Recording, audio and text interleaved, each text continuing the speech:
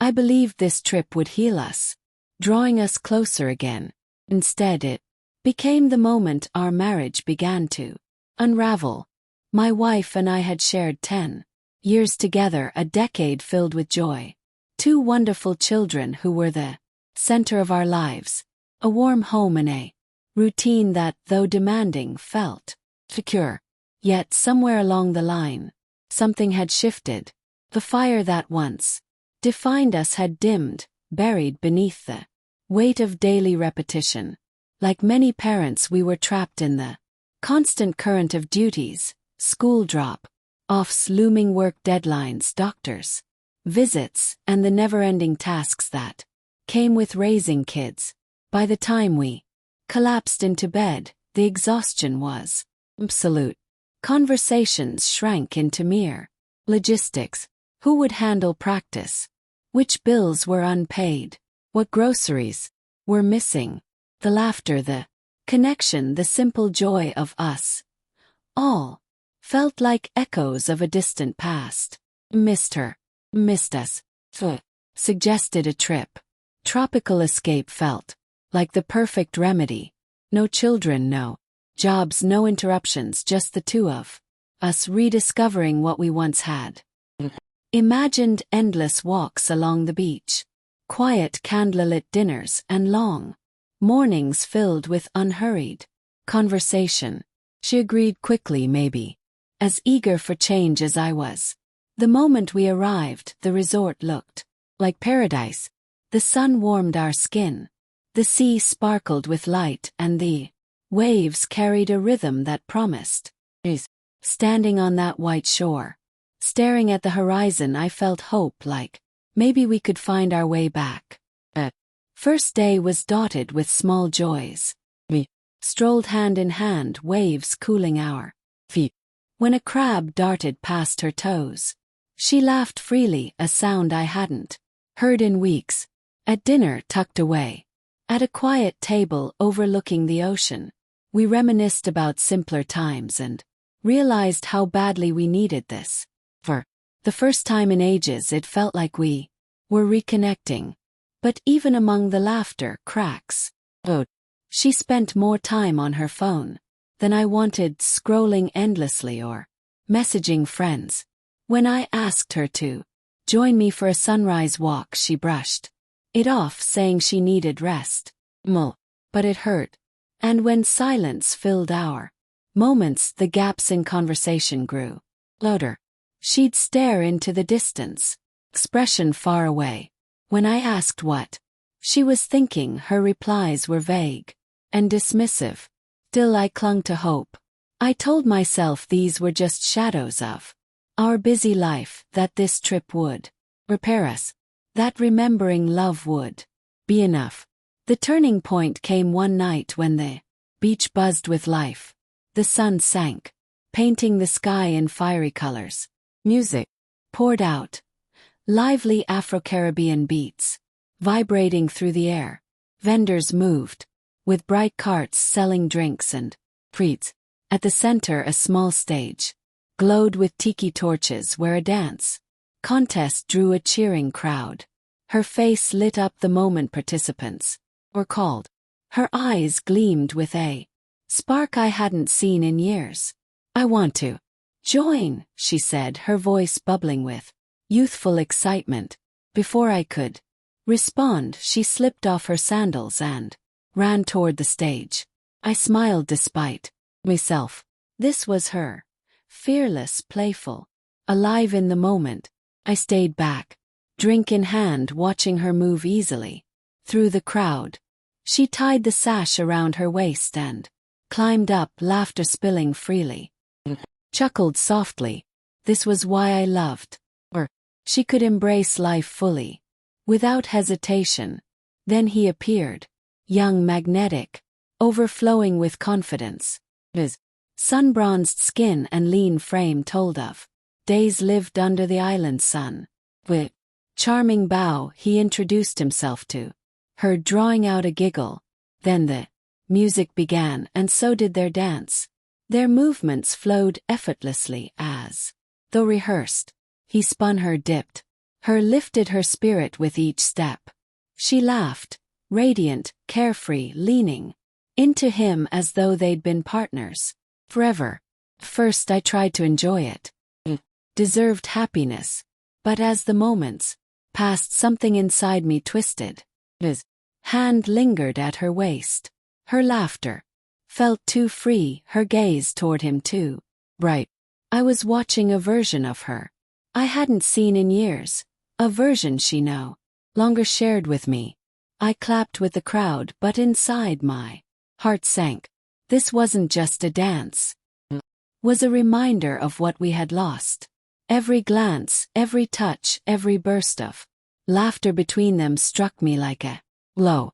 The space I'd tried to ignore now gaped impossibly wide. When the music ended, cheers roared. Bowed, glowing, exchanging smiles, and a lingering handshake with him. Anger stirred beneath my skin. I stepped up, my voice tight. "Can we talk?" asked. She frowned but followed me aside as the music thumped on and the cheers faded. Standing there, I realized this wasn't about the dance. It was about years of unspoken truths, and maybe it was too late to fix them. The breaking point. My frustration rose, boiling inside. I clenched my fists, struggling to steady my voice. "What are you doing out there?" asked through gritted teeth. "This doesn't feel right. I think you should stop." Her face hardened, confusion melting into defiance. Her eyes narrowed as she drew herself tall. "What's the big deal?" she snapped, her tone sharp as glass. "It's just a dance. We're on vacation. Can't I just have a little fun?" she snapped. I tried to explain, tried to put into words the knot twisting inside me as I watched her with him, but she didn't seem to care. Her response cut deep, her voice rising with defiance. "We're married, but you don't own me. You don't get to tell me what to do." The words struck like a slap, leaving me stunned and silent. I wasn't trying to control her.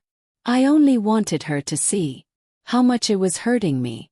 But in that moment I realized she didn't care, or worse, she didn't even notice.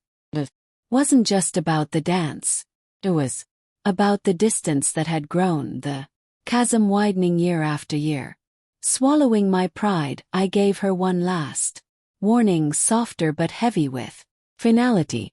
"If you go back out there and dance with him again, I won't be here when you return." She laughed then, sharp, dismissive laugh that stung more than any argument ever could. Without a word, she turned and walked back toward the stage. The music kicked up again, bright and mocking, clashing with the storm inside me. I stood frozen, watching her spin and glow beside a man we hardly knew. She was radiant, free, completely unaware of my pain. Then clarity struck. As I stood at the edge of the beach, it hit me like a wave, smashing against the shore. This wasn't the problem, it was the symptom. Clear, undeniable sign of how far we had drifted. Our marriage had been breaking 4 years, and I had chosen to ignore the quiet dinners where we barely spoke, the nights spent scrolling instead of sharing, the distracted looks she gave when I tried to connect. Told myself it was stress, a phase, but it wasn't. This dance was the final straw, a painful reminder of all we had let slip through our hands. I turned and walked away, leaving her laughter and the booming music behind. Didn't storm off. There was no dramatic exit. Why bother? She didn't even notice. I was gone. Back in our hotel room, the silence pressed down. Not the calm kind, but heavy, suffocating, a mirror of the emptiness between us. I started packing, my hands moving without thought. There was no plan, no clear destination. Just knew I couldn't stay. Couldn't keep watching her choose fleeting moments with strangers over the life we had built. When the suitcase was zipped I booked a taxi, my fingers trembling as I confirmed the ride. Sitting at the edge of the bed, staring at the packed bag, a wave of grief washed over me. I wasn't only leaving a vacation. I was leaving the dreams we once built, the love I had promised to nurture, the woman I thought I'd spend forever with. But deep down I knew I deserved more. Not perfection, not a fairy tale, just someone who saw me, who chose me, who valued the bond we had. The aftermath, the ride to the airport, was quiet, only the hum of the engine filling the night. For the first time in years I felt clarity. Sometimes letting go isn't surrender, it's rediscovering yourself.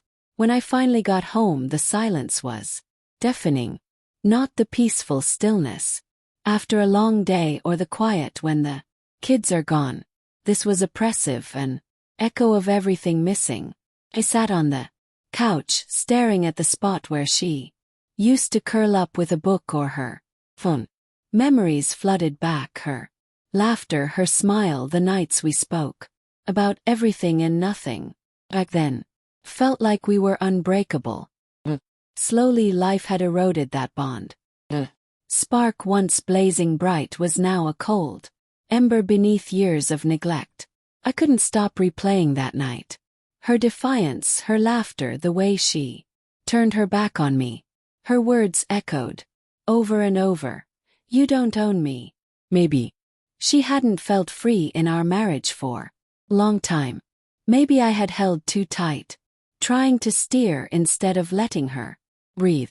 But it wasn't just her words that wounded me, it was her choice. Didn't hesitate. She walked back to the dance floor, to a man who made her laugh in ways I hadn't in years. And in that moment I saw the truth. I'd been clinging to an illusion. We had been broken for a long time, and pretending didn't make it whole. In the quiet of our home, emotions clashed inside me. There was grief for the life we'd built, the dreams we'd woven, the memories we'd shared. There was also relief. Relief that I no longer had to fight for something that was already gone. It wasn't anger or resentment, it was acceptance. A bittersweet understanding that even with love and history, two people can drift too far to ever find their way back. I didn't know what tomorrow would bring, but I knew one thing: couldn't keep living in a marriage that felt more like a war than a partnership. Leaving her on that beach wasn't about the dance, it was about reclaiming my worth, my joy. While the pain of letting go cut deep, so did the hope that this was the beginning of something better for both of us.